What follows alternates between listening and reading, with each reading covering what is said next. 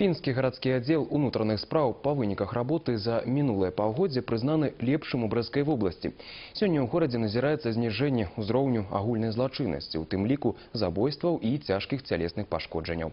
Такіх паказчыкаў пінская міліцыя дасягнула дзякуючы прымяненню новых форм работы з насельніцтвам. Не адпачываць на лаўрах поспеху, а ўкараняць новыя і ўжо выпрабаваныя формы работы вырашылі ў пінскім гарадскім аддзеле ўнутраных спраў. Узяўшы на ўзбраенне вопыт гомельскіх калег, пінскія участковыя і супрацоўнікі дарожна-патрульнай службы пайшлі ў народ.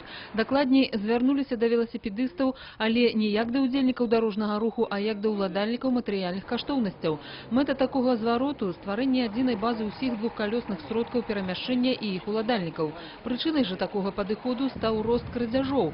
За бягучы год толькі ў Пінску было скрадзена больш за 60 велосипедов. Па ўсёй жа вобласці таких выпадкаў каля 300.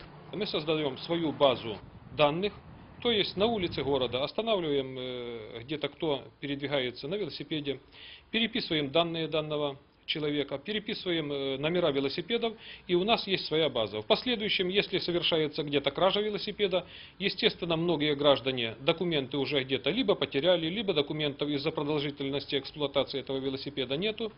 Но у нас уже в базе данных есть номера, какие велосипеды похищены.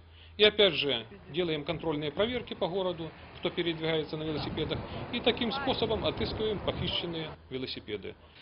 Усе сабраныя даныя, прозвішча, імя, адрас веласіпедыста і абавязкова завадскі нумар веласіпеда будуць унесены ў электронную базу, якая будзе прызначана выключна для службовага карыстання супрацоўнікамі міліцыі.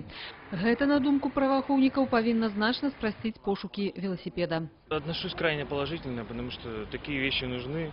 Велосипеды нынче не дешевые. Кражи действительно участились, были случаи знакомых моих, крали велосипеды. Но я, в частности, всегда предохраняюсь. У меня замок, хоть он, конечно, и не защита стопроцентная от наглого вора, но так спасает. Ну, конечно, я велосипед дома держу. В квартире держу. Понятно.